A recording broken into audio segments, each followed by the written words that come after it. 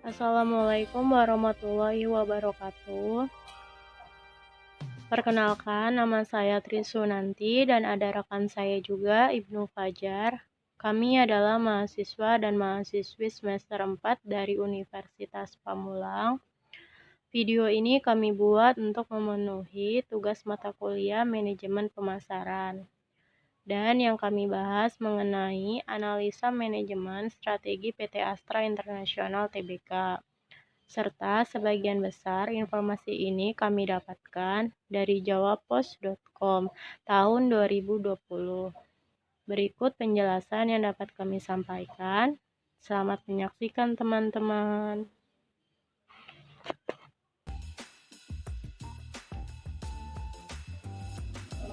PT Astra International Tbk didirikan di Jakarta pada tahun 1957 sebagai sebuah perusahaan perdagangan umum dengan nama Astra International Inc. Lalu pada tahun 1990 telah dilakukan perubahan nama menjadi PT Astra International Tbk dalam rangka penawaran umum perdana saham perseroan kepada masyarakat yang dilanjutkan dengan pencatatan saham perseroan di Bursa Efek Indonesia. Dengan menggunakan tiker ASI, nilai kapitalisasi pasar Astra pada akhir tahun 2020 dan sebesar 244 triliun. Sesuai anggaran dasar perseroan, kegiatan usaha yang dapat dijalankan oleh perusahaan mencakup perdagangan umum, perindustrian, pertambangan, pengangkutan, pertanian, pembangunan, jasa, dan konsultasi. Hingga tahun 2020, Astra telah mengembangkan bisnisnya dengan menerapkan model bisnis yang berbasis sinergi dan terdiversifikasi pada 7 segmen usaha, yakni terdiri dari yang pertama, otomotif, lalu jasa keuangan, alat berat pertambangan, konstruksi dan energi, agribisnis, infrastruktur, dan logistik. Lalu ada lagi teknologi informasi, properti. Dengan bisnis yang beragam, Astra telah menyentuh berbagai aspek kehidupan bangsa melalui produk dan layanan yang dihasilkan. Dalam keseharian hidup, masyarakat Indonesia menggunakan sepeda motor dan mobil, jalan tol, printer, hingga layanan pembiayaan perbankan dan asuransi milik Astra. Lalu pelaku bisnis bermitra dengan Astra memanfaatkan berbagai kendaraan komersial, alat berat, layanan logistik, sistem teknologi informasi, dan jasa pertambangan dari Astra. Berbagai produk yang dihasilkan antara lain minyak kelapa sawit, batu bara, dan kendaraan bermotor. Senantiasa diekspor sehingga Astra dapat berkontribusi dalam menyumbangkan devisa bagi negara. Selanjutnya, saat ini kegiatan operasional bisnis yang tersebar di seluruh Indonesia dikelola melalui 241 anak perusahaan Ventura bersama dan entitas asosiasi dengan didukung oleh 186.237 karyawan. Kini, Astra setelah membangun reputasi yang kuat melalui penawaran rangkaian produk dan jasa pertambangan dari Astra. Berbagai produk yang dihasilkan antara lain minyak kelapa sawit, batu bara, dan kendaraan bermotor. Senantiasa diekspor sehingga Astra dapat berkontribusi dalam menyumbangkan devisa bagi negara. Sebagai salah satu grup usaha terbesar nasional saat ini, Astra telah membangun reputasi yang kuat melalui penawaran rangkaian produk dan layanan berkualitas dengan memperhatikan pelaksanaan tata kelola perusahaan dan tata kelola lingkungan yang baik. Lalu Astra senantiasa beraspirasi untuk menjadi perusahaan kebanggaan bangsa yang berperan serta dalam upaya untuk meningkatkan kesejahteraan masyarakat Indonesia. Oleh karena itu, kegiatan bisnis Astra berupaya menerapkan perpaduan yang berimbang pada aspek komersial bisnis, sumbangsih non-bisnis melalui program tanggung jawab sosial yang berkelanjutan di bidang kesehatan, pendidikan, lingkungan, kewirausahaan, serta teknologi.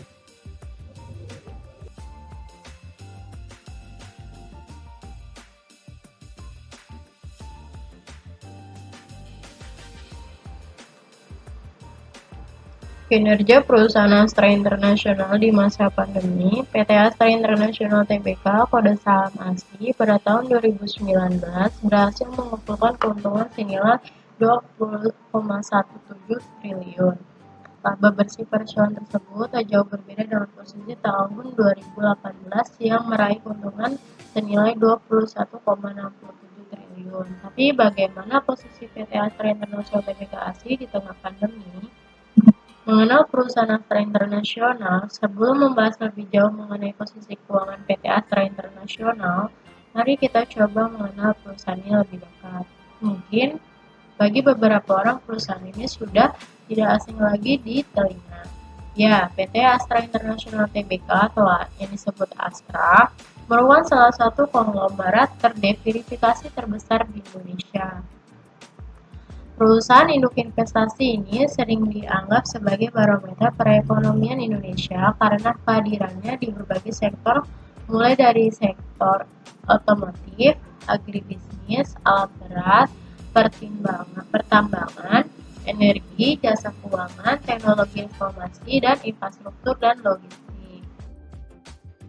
Situasi PT Astra International Tbk di masa pandemi COVID-19. Terdampak COVID-19, laba Astra International turun hingga 53%.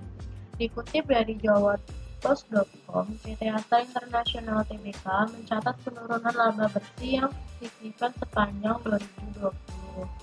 Laba bersih perusahaan turun 53% dibanding tahun sebelumnya, dari 21,70 triliun menjadi 10,28 triliun.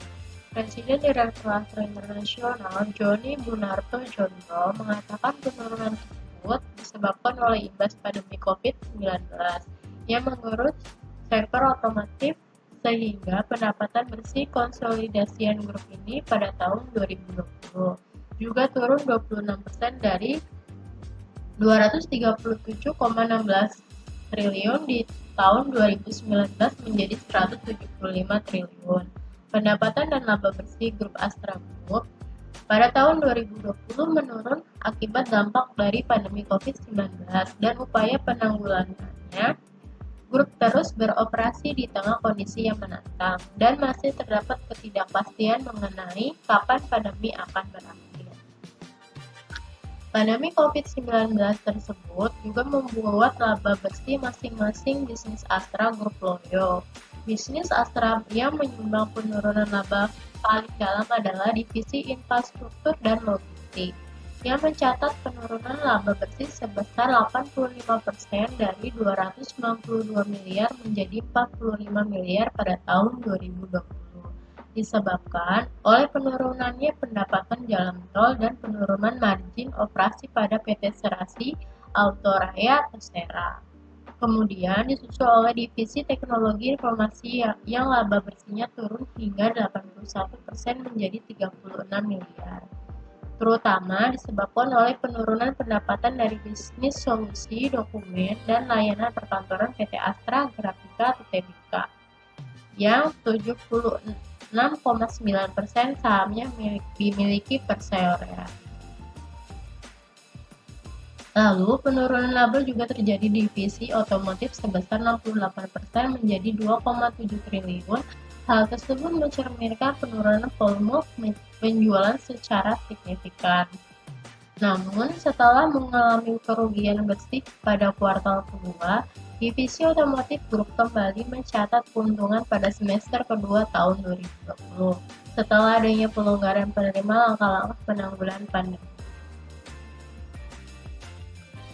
Di selanjutnya, di sini ada langkah-langkah yang dilakukan PT Astra International Tbk menjelang akhir tahun ini. PT Astra International Tbk menyebut kondisi bisnis masih akan menantang hingga tutup tahun 2021. Sehingga pihaknya akan menerapkan beberapa strategi guna menghadapi tantangan tersebut. Meskipun kondisi bisnis telah membaik, kinerja grup masih akan menantang hingga akhir tahun ini. Mengingat kinerja bisnis dan kepercayaan konsumen masih akan terdampak oleh situasi pandemi COVID-19 ini di Indonesia yang sangat memprihatinkan akhir-akhir ini.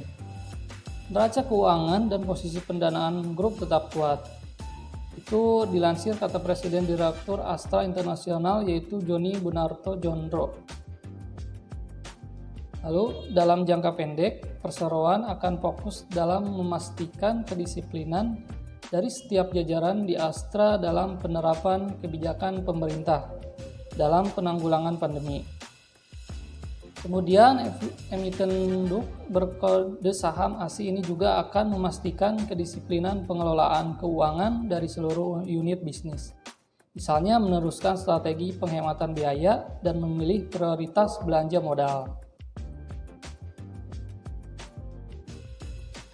Sini ada cara SDM Astra bertahan melawan pandemi COVID-19. Mengutip dari bisnis.com Jakarta, PT Astra International Tbk menyatakan bahwa filosofi Kaizen menjadi landasan perusahaan, khususnya sumber daya manusia, mereka dalam bertahan dan beradaptasi menghadapi wabah COVID-19 ini. Chief Corporate Human Capital Development PT Astra International Tbk, Aloysius Budi Santoso menjelaskan bahwa prinsip Kaizen menjadi cara dalam mempersiapkan karyawan mereka agar siap menghadapi perubahan yang cepat. Di Astra cukup beruntung karena secara budaya yang dipercaya yaitu proses Kaizen, dan itu adalah inti yang kami percaya di Astra. Jadi, dikenalkan dengan proses Kaizen dalam setiap hal itu harus terus melakukan perbaikan dan terus unggul. Kemudian, top manajemen tidak ragu dan memiliki keputusan jelas, tetapi tetap memperhatikan banyak aspek. Kaizen ini merupakan istilah dalam bahasa Jepang yang bermakna perbaikan berkesinambungan. Filsafat Kaizen berpandangan bahwa hidup hendaknya fokus pada upaya perbaikan terus-menerus. Selanjutnya, Aloysius juga melihat pandemi COVID ini memang mempercepat revolusi industri dan masa depan di dunia kerja. Hal ini juga berkorelasi pada fungsi manajemen sumber daya manusia di perusahaan, salah satunya dari fungsi pekerjaan mereka. Lalu peran dari human capital yang semula adalah yang mengatur mitra strategis akan beralih menjadi navigator bisnis, pengelola perubahan, dan transformasi beralih menjadi penggerak organisasi, serta fokus akan juara kerja beralih menjadi pencari bakat. Lalu dia juga menjelaskan bahwa yang dimaksudkan sebagai navigator bisnis adalah praktisi SDM harus mampu menjadi fasilitator yang bisa menopang dan meraih sinergi, serta menjelajahi pola bisnis dari adaptasi normal baru. Lalu dari human yang sebelumnya berperan di belakang layar, kini perannya akan berada di depan menjadi bagian dari fasilitasi sinergi untuk bisa bertahan dan menyiapkan dukungan bisnis pada perusahaan masuk normal baru. Sementara itu, penggerak organisasi menjadi masa depan dari dunia kerja saat ini. Dengan mampu bergerak lebih cepat, tetapi tetap memiliki ketahanan dalam mengelola SDM perusahaan. Lalu pandemi ini betul memorak-porandakan berbagai bisnis strategi yang ada. Tetapi hanya perusahaan dan orang di dalamnya yang memiliki ketahanan yang bisa bertahan. Menurutnya, terdapat beberapa hal yang dapat dipersiapkan oleh pihaknya. Pertama adalah memastikan keselamatan karyawan dan kelangsungan bisnisnya. Lalu yang kedua adalah memuat organisasi yang tangguh, dan yang ketiga adalah memanfaatkan inovasi gelombang baru dengan pengorganisasian untuk kinerja yang berkelanjutan.